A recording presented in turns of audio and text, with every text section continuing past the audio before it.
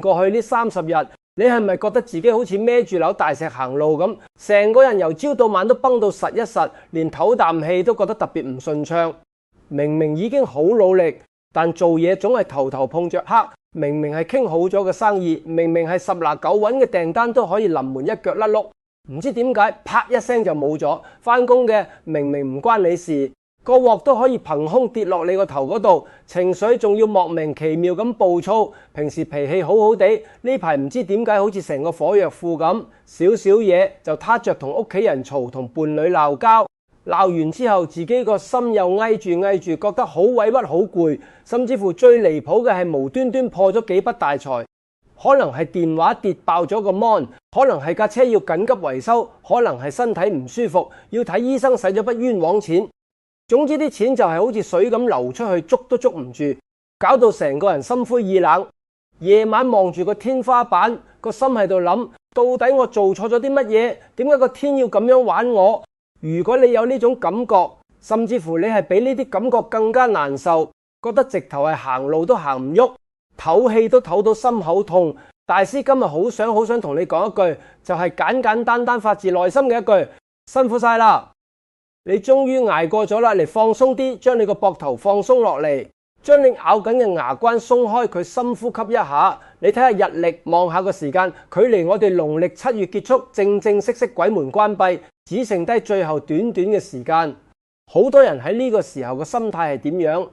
佢哋會諗：哦，終於過完7月14，終於過晒嗰啲鬼節，可以唔使咁多禁忌啦，可以鬆一口氣出街，唔使再心慌，夜晚唔使再驚踩到金銀衣紙朋友。如果你淨係咁樣諗，我真係要同你講，你真係白白浪費咗上天賜俾你喺下半年最大嘅一次可以令你成個人生反轉嘅翻身機會。你只係攞走咗個怕字，但你攞唔到個贏字翻嚟，呢個咪叫浪費咯。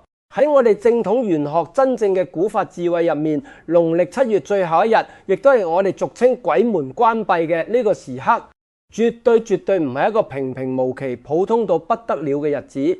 你以為只係一個月份嘅終結，大錯特錯啦！我哋要睇嘅係天地之氣嘅交接。你記住我以下呢一句說話，呢句說話好值錢，你聽入心入面，佢會改寫你對運氣嘅認知。陰極必生陽，當極陰嘅大門，即係象徵住陰氣、煞氣、霉氣嘅鬼門，哐然一聲關上嘅嗰日，呢個宇宙嘅氣場會出現一個巨大嘅反彈力，呢股力量正就係會將你屋企個財富大門強行撞開嘅黃金時刻。呢個唔係講笑，唔係迷信，呢個係太極兩儀嘅轉換，係天地磁場嘅劇烈洗牌。你諗下，你之前喺7月流失嘅每一分錢，受過嘅每一點委屈，每一啖吞咗落肚嘅冤屈氣，你以為冇人知？你以為個天睇唔到？錯啦！上天係最公平嘅，你承受過嘅所有苦難，上天都幫你記住晒，佢有一本賬簿，清楚。只要你肯喺農曆7月最後一日，跟住大師我做啱呢一個極之簡單，但係能量大到嚇死人嘅清零動作，你唔單止可以將成個月積聚喺你同屋企人身上嘅霉氣、病氣、晦氣徹底咁洗乾淨，仲可以借住呢股陰陽交替嘅龐大拉力，將嗰啲本來想害你嘅煞氣硬生生咁扭轉，化為滿天黃金雨咁嘅財氣。8月一到立秋一過，財神爺就會攞住你本賬簿，連本帶利將你失去嘅財富雙倍甚至10倍咁樣歸還俾你。大師唔係嗰度同你畫大餅，我要嘅係保你暴富足10年，要你由今日開始行一條翻身嘅上坡路。你係咪準備好？你係咪真係好想擺脫呢種抖唔到氣嘅生活？如果你個心入面有一團火，你想喺8月窮鬼大翻身，想將霉運一筆勾銷，想以後抬起頭做人嘅朋友，你即刻唔好等喺我呢條片嘅留言區，好有信心咁打出6個字：霉運清零，財門大開。你呢6個字唔係普通嘅留言，你係向宇宙落訂單，你係啟動緊你屋企嗰個沉睡咗好耐嘅吸財磁場。你打出嚟，磁場就會震動，大師就會感應到你嘅決心，唔好急住。我哋慢慢一齊去做，我哋馬上為你揭開呢個可以逆天改命嘅玄學大招。喺正式教你點樣做呢個清零動作，點樣去迎接呢個大翻身之前，大師好想同你傾下心入面嘅鬱結，同你解開一條真正嘅心鎖。因為你呢排見到我或者見到其他師傅，你好大機會會係咁問師傅，點解我7月會咁黑仔㗎？我明明冇做過壞事，我明明孝順父母，對朋友有義氣，點解我行路都打親個頭？點解我屋企人會輪流病？點解我莫名其妙會唔見咁多錢？我係咪前世做錯咗事？我係咪命中注定要行衰運？你千祈唔好咁樣怪責自己。好多老人家，特別係啲好善良嘅老友記，一病咗一破財，佢就喺度自責，晚晚瞓唔着，係咁揾自己嘅缺點，覺得自己係咪行錯咗邊一步？係咪講錯咗邊句說話，得罪咗鬼神大師？今日要俾一個溫暖嘅懷抱你，要同你講一句最公道嘅說話。錯不在你，真係唔關你事㗎。你要明白，農曆7月喺我哋曆法入面，佢係一年之中陰氣最重嘅新月。新月嘅氣係金寒水冷嘅氣，呢種磁場係會形成一個好巨大嘅氣場大漩渦，就好似一個超級大黑洞咁。佢會自動自覺、毫不留情咁將普通人嘅身上嘅陽氣同財氣吸乾吸淨。你試諗下，你孭住一袋黃金行入一個有強力磁石嘅房，你身上嗰啲黃金係咪會被吸走？你冇做錯事，只係你身處嘅大環境磁場實在太強大，你頂唔住，你陽氣唔夠，所以你先至會被呢股低氣壓拉扯住。你受嘅苦係大環境造成嘅共業，並唔係你個人嘅罪過，所以原諒自己。放過自己，唔好再攞把刀仔去插自己個心之嘛。咁你可能會問，大師既然咁樣吸走晒我嘅運，我又點樣可以8月連本帶利攞翻呢？呢個就係天地之間最奧妙嘅陰極生陽嘅財富密碼。你試下拎起一條彈弓，你用盡全力將佢撳到最低最低，撳到佢扁晒，撳到冇得再低嘅時候，你一放手，呢條彈弓反彈上嚟嗰一下嘅力量係咪最恐怖、最有力、彈到最高？呢個就係你嘅人生。農曆7月就係上天用力將你撳低嘅時候，你越係覺得痛苦，越係覺得冇希望，越係覺得俾人逼到埋牆角。唔使驚，因為根據宇宙嘅平衡定律，你7月覺得有幾壓抑，8月反彈嘅力度就有幾咁瘋狂、幾咁恐怖。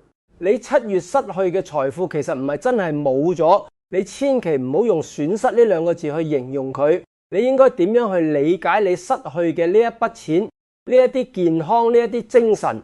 其實係上天幫你做緊大掃除，幫緊你擋走人生嘅大災啊！你試諗下，可能你本身有一個更大嘅劫難，譬如話係手術之災，譬如話係一場會令你傾家蕩產嘅官非，但係因為你本身善良，你早上有得上天，唔忍心一下收晒你。所以只係喺7月用破財、用少少病痛、用情緒嘅困擾去幫你清空咗財富入面嘅污糟邋遢嘢，化解嗰個大災。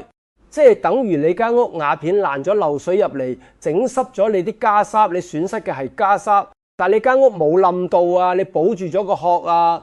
7月嘅結束就係要你清晒啲發霉嘅舊家衫出去，等8月可以裝入真正嘅純金白銀，裝入紅木家具，咁樣去理解。你個心係咪即刻成個人通晒？你係咪覺得7月受嘅苦原來係有意義嘅？原來你唔係受害者，你係即將要接收巨大福報嘅幸運兒。好啦，既然我哋要接收巨大福報，咁我哋就要做好準備。大師要話俾你知一個好現實嘅真相：財神爺佢好有性格，佢好從意乾淨，佢絕對唔會行入一間充滿晦氣、雜烏煙瘴氣嘅屋企。你間屋嗰個磁場如果仲係殘留住7月嗰啲陰濕嘅氣，財神爺行到門口佢會擰轉頭就走噶，因為佢覺得你唔尊重佢。所以喺我教你做終極清零動作之前，我哋要嚟一個斷捨離，要即刻起身去你屋企度巡一圈，將一啲沾滿7月極陰之氣嘅遺物狠狠地掉咗佢，或者徹底咁清理乾淨。有3樣嘢，如果你唔揼8月嘅橫財，根本入唔到門，神仙都救你唔到，因為你自己擋住晒自己嘅財路。你聽清楚呢3樣嘢係乜嘢？第一樣係衣物，但唔係普通衣物，而係你喺7月呢1個月期間着過去探病、去過醫院、去過喪事，或者係着過去過一啲你覺得好陰森、好污糟嘅地方，甚至乎係你着住佢去過夜晚嘅街、去過酒吧、去過一啲品流複雜地方嘅舊鞋或者深色嘅舊衫。你唔好諗住，哎呀，洗乾淨咪得咯，好貴噶，唔得。玄學上呢啲衣物，特別係鞋，佢踩過乜嘢地方，沾染過乜嘢磁場，嗰啲游離嘅負能量係會好似冤魂咁依附喺纖維入面，病氣、喪氣、陰氣，佢哋最從意就係匿喺呢啲深色又唔係成日洗嘅布料度。如果你將呢啲衣物帶入8月，仲要着住佢去行街、去返工、去傾生意，你等於係強行將7月嘅病符星同霉運星所寫喺你身上，你去到邊衰運就跟到你邊。我有個舊客李師奶，舊年7月尾仲着住對7月頭去醫院探病嘅舊波鞋，成日覺得腳軟攰，返屋企就發脾氣，兩公婆日日嘈。我叫佢即刻將對鞋包好掉咗，唔好可惜佢仲話洗乾淨咪得對鞋仲好新。我話你洗得走污跡，洗唔走磁場，結果佢半信半疑掉咗。第二日就話成個人輕鬆晒，夜晚都瞓得好咗。你哋千祈唔好慳呢啲小錢，對鞋幾百蚊，你嘅運氣同健康唔止呢個價。你係咪發覺7月着嚟着去都係嗰幾件衫？如果係聽大師講，唔好再留戀，哪怕件衫係名牌，哪怕對鞋仲好新，只要佢陪你行過7月最黑暗嘅路，請你狠心啲，將佢哋包好，拎出你屋企掉咗佢。呢個唔係浪費，呢個係斬斷衰氣嘅根。第二樣係屋企角落頭積聚嘅死水。咩叫死水？即係唔流動嘅水。你而家即刻去檢查下，你屋企嗰啲插花嘅花樽，個樽底嗰啲水有冇變黃？有冇發出臭味？有冇起咗一層滑潺潺嘅嘢？你廚房個水缸底或者係廁所用嚟儲水沖廁嘅水桶，嗰啲積存咗好耐冇換過嘅水，有冇雜質？仲有好多人寵意喺屋企擺一啲風水輪，但係如果嗰啲水冇流動，變咗一潭死水，呢啲通通都係大忌。喺風水學上，水本身係主財流動嘅水，叫活水，代表財來財去，有進有出。但係7月積落嚟嘅死水係咩？係陰毒之水。水本身就聚陰，7月咁重嘅陰氣，死水就更加係招惹小人、招惹爛桃花、招惹官非口舌嘅毒藥。你試諗下，一潭死水，烏蠅蚊蟲細菌最從意喺嗰度滋生。同樣道理，你屋企嘅磁場就會吸引埋晒呢啲污糟邋遢嘅能量。埋嚟之前有個年輕嘅客，兩公婆住公屋，從意喺玄關擺瓶插花，成個禮拜唔換水，水都臭埋。佢話7月以嚟，老公成日夜歸，兩公婆講唔兩句就嗌交，仲有好多陌生電話打嚟推銷呃錢。我一入屋就聞到嗰陣霉味，叫佢即刻倒咗瓶死水，個花樽用洗潔精擦乾淨，擺去陽台曬3日。結果唔夠1個禮拜，佢話老公早咗返屋企，煩住佢哋嘅推銷電話都少咗好多。你睇一潭死水壞嘅唔止財運，連夫妻感情都埋單。你發覺7月尾呢排無端端多咗人喺你背後講是非，另一半無端端同你冷戰，呢啲都可能同死水有關。唔使諗，即刻將所有死水倒晒，佢個花樽個水桶要徹底洗乾淨，用乾淨嘅布抹到佢立立令，等佢乾爽通透，咁樣先可以迎接8月嘅財水入嚟。第3樣係7月期間你買咗落嚟，但一路擺喺度完全冇用過嘅破爛嘢或者利器雜物。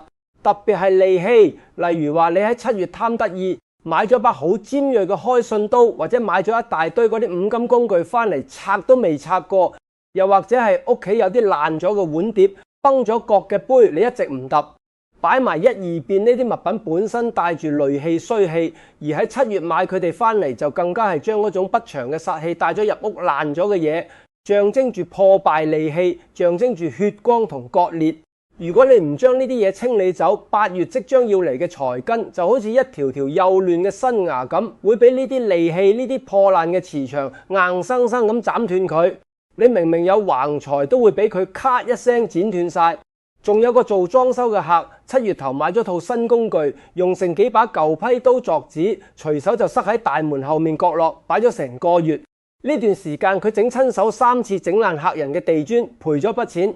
仲同人哋嗌交，得罪咗個大客，我叫佢將所有爛嘅唔用嘅利器全部打包掉咗，唔好留喺屋企。掉咗之後，第2日就有舊客介紹新工程俾佢，手傷都好得快咗。呢啲戾氣衰氣嘅物件，平時都唔好留，7月尾更加要清乾淨，唔好留佢哋斬你嘅財路。所以你而家拎個大垃圾袋出嚟，全屋巡一次，只要係爛嘅、崩嘅、尖銳嘅，7月買翻嚟又冇用過嘅雜物，唔好再諗，第日可能有用，全部掉晒佢。你掉嘅唔係垃圾，你係幫自己嘅財運清除路障。講到呢度，好多朋友一定會問：大師清走晒呢啲嘢，係咪就萬事大吉？我同你講未夠，7月尾當日有3大禁忌，你犯一樣清理嘅效果就減半，犯3樣等於白做。好多人辛辛苦苦清乾淨屋企，轉頭就犯咗禁忌，衰氣又翻嚟，仲話師傅嘅方法唔靈，其實係你自己破咗功。第一忌，當日千祈唔好借錢俾人，亦都唔好逼人還錢。7月尾係陰陽交接之時，你將錢借出去，等於將你8月嘅財氣借咗出去，財富啱啱準備打開就漏財，好唔靈驗。同樣道理，亦都唔好逼人哋還錢，一逼就惹怨氣衰氣又黏翻嚟，真係要收數都拖多2日，等8月初2之後再講，唔爭在呢1-2日。第二忌，當日唔好夜歸，更加唔好去陰暗偏僻嘅地方。日落之後，鬼門雖然準備關，但仲有唔少游離嘅陰氣喺周圍蕩，你夜歸好容易沾翻一身，翻嚟乾清乾淨嘅磁場又污糟咗。尤其係醫院、殯儀館、墳場呢啲地方，當日絕對唔好去逼不得已要去翻屋企，一定要做淨化，唔好帶衰氣入8月。第3忌，當日唔好講衰嘢，唔好呻窮，唔好同人嗌交。呢一日係磁場轉換嘅關鍵日子。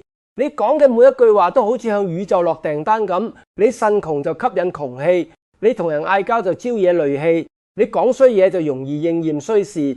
當日盡量講吉利說話，多啲笑，多啲講發財平安順利好話，講多咗好氣場，自然就跟住你呢3樣禁忌。7月尾當日一定要記牢，唔好貪一時之快，壞咗自己8月嘅好運。當你清完呢3樣嘢，你係咪覺得間屋突然之間好似通爽咗、光猛咗，好似連呼吸都舒服咗？呢個就係磁場初步重置嘅感覺。但係單單係清走負能量係未夠嘅，因為你大門個氣口仲殘留住30日以嚟嘅手尾。我哋要做一個最關鍵、最核心嘅動作，去將個氣場扭轉過嚟。呢個動作就係我哋今集嘅最高潮大師毫無保留師傅傳授俾你嘅陰陽交替洗財門法。你記住，呢個唔係普通嘅清潔，呢個係一個儀式，一個神聖嘅改運儀式。你一定要跟足我講嘅步驟去做，少一步個力量就會打折。喺農曆7月最後一日嘅晏晝，記住一定要係日落之前，因為日落之後陰氣又開始抬頭。我哋要借助嘅係中午過後嗰股由極陰開始轉陽嘅純陽正氣。你準備一樣好簡單嘅嘢。一個乾淨嘅碗，千祈唔好用膠碗，最好係陶瓷碗，因為陶瓷係由土而生，可以承載能量。喺呢個碗入面放入一半熱水，一半凍水。呢個唔係普通嘅水，呢個係陰陽水。熱水代表陽，凍水代表陰，一半一半，象徵住天地混沌初開，陰陽交界嘅嗰一剎那。呢個水係擁有重置一切磁場嘅神力。然後喺呢碗陰陽水入面放入7粒粗鹽。記住係粗鹽，唔係平時煮餸嗰啲幼鹽。粗鹽係天地結晶，佢未經過精製，擁有最原始、最強大嘅淨化同化煞能力。7係一個循環往復、生生不息嘅數字，代表住一個周期嘅圓滿。粗鹽落入水中就叫淨水解胃。最後你再放入一個1毫子硬幣。點解要1毫子？因為1毫子係銀色，五行屬金，金生水，水又主財。呢個硬幣係一個財引，係一粒種子，要將財氣種入去碗水度。準備好呢碗陰陽化煞引財水之後，你唔好求求其其咁做，你要懷住一顆恭敬感恩、充滿希望嘅心，揾一塊乾淨嘅布，最好係白色或者紅色，唔好用5顏6色嗰啲。將塊布放入碗入面，俾佢吸滿呢啲有能量嘅水，然後拎起佢走到你屋企嘅大門面前。大門係乜嘢？大門係你屋企嘅咽喉，係你成間屋最重要嘅納氣口。你每日返工放工買餸返嚟，第一樣摸到嘅係乜嘢？你就係門柄。你推開門第一步踏入屋企嘅地方係邊度？就係門檻。呢個門柄日日俾你觸碰，佢積聚咗成個月由外面帶返嚟嘅晦氣、怨氣、雜氣，而門檻就係擋煞嘅關卡。所有7月嘅游離陰氣經過你門口遺留落嚟嘅污糟氣場，全部沉澱喺門檻嗰度。你而家就用你呢隻手，用塊布點住呢碗陰陽水，好溫柔、好仔細、好俾心機，咁將你屋企大門嘅門柄內外都要抹到佢發光為止。抹門柄嘅時候，你個心要係咁樣諗：我抹走嘅唔係灰塵，係我呢大半生嘅窮氣同霉運。我將所有7月嘅唔開心、所有嘅阻滯全部抹走。你要用心咁抹。將每一條罅隙都抹乾淨，抹完門柄就輪到門檻。你要蹲低，由上至下，由左至右，將成條門檻，仲有門檻下面嗰條地氈底嘅位置都徹徹底底咁抹乾淨。你要觀賞，你每抹一下就係將一堆黑色灰色嘅污糟氣場掃出你屋企。粗鹽化煞，硬幣引財，陰陽水重置磁場。你嘅大門會由一個灰蒙蒙嘅狀態變成一個發光發亮嘅金色門口。呢個動作做完之後，係咪就咁就算未夠？我哋仲有個畫龍點睛嘅一步，就係終極封陣。你將碗入面浸住嗰一粒1毫子硬幣，小心翼翼地拎翻上嚟。呢粒硬幣已經吸飽咗陰陽水同粗鹽嘅精華，佢而家唔再係普通嘅1毫子，佢係一粒財神引路錢。你揾一張紅色嘅紙，如果冇紅色紙，用紅色嘅利是封剪一塊出嚟都得。將呢粒1毫子穩穩陣陣咁包好，然後將佢壓喺你大門地氈嘅底下面。如果你門口係冇地氈嘅，你就將佢放喺大門入面嘅左手邊角落，即係我哋青龍位，靜靜地收好，唔好周揚。呢個動作一做完不得了，呢個佈局叫咩？叫關鬼門開財門。7月嘅衰氣一出，佢哋見到你嗰道門咁光猛，磁場咁強勁，自然會彈開，唔敢再行近你。而8月嘅財神爺，佢最從意乾淨同光明巡遊人間，見到你屋企門柄閃閃發光，地氈底仲有一粒紅紙包住散發金氣嘅引路錢，就好似黑夜裏面嘅明燈咁鮮明咁出眾。財神爺第一時間就會衝入你屋企，將金銀財寶、好運貴人全部帶俾你。如果你想效果更穩更持久，我再教你3個進階鎖財小動作，同樣喺7月尾當日完成。花10分鐘就得，可以將財富鎖得實一實。8月財氣入到嚟就走唔甩。第一個鎖米缸，你去米缸度將米添到9成滿，唔好滿到瀉出嚟，亦都唔好見底。然後放3個1元硬幣，擺成三角形埋喺米入面。米缸就係屋企財富，米滿代表財滿，硬幣係財種。米生金，金生水，財運就會越滾越大。好多老人家都識呢招，但好多人擺錯數目，記住係3枚。3為生數，最利聚財。第二個亮明堂，當日太陽落山之後，將玄關燈、客廳主燈全部開着，一直開到夜晚11點先熄。呢個叫亮燈迎陽。啱啱關鬼門，屋企留充足光線，陽氣留低，陰氣難以入屋。財神路過見到屋企光猛，先願意入內停留。唔好為咗省電費錯失財運，得不償失。第3個食碗糖水。當日晚黑，屋企每人食1碗甜糖水。紅豆沙、蓮子、百合、綠豆沙都得，甜味旺人緣，添喜氣，寓意苦盡甘來。7月所有苦楚到此為止。8月日子甜甜蜜蜜，盡量唔好食酸苦辛辣食物，容易招惹戾氣，沖淡好運。做完呢3樣，屋企嘅財陣就穩如泰山。8月想唔旺都難講。到呢度一定有朋友會問，大師做完之後點先知有冇起效，有冇徵兆？當然有，完成清零動作之後頭7日。如果遇到以下情況，恭喜你，霉運散去，財神已經上路。第一樣，夢到清水魚，10到錢幣，水係財語，代表有餘；10錢係偏財入門，屬於上等吉兆。記住，好夢唔好4圍同人講，講破就削弱力量，自己心知就好。第二樣，有人主動請你食飯，送小禮物俾你，呢個係福氣上門，代表貴人運啟動，唔好刻意推卻，禮貌收下。接住呢份機緣，往後會有更多機遇主動揾上門。第3樣，精神變好，睡眠踏實。7月經常眼瞓，心口翳，瞓極唔夠。做完儀式之後，忽然間身心舒暢，朝早起身神清氣爽，就代表陰氣消散，陽氣回升，身體平穩先有力把握財運，呢係一切好運嘅根基。中1樣已經難得，中2樣以上。8月靜靜等候財源上門，咁你滿心期待，一定會問。大師做完之後，8月究竟會有啲咩發生？我肯定咁同你講，會有3大報復性暴富嘅兌現場景，會好似洪水咁湧入你嘅生命。第一，財富連本帶利回歸。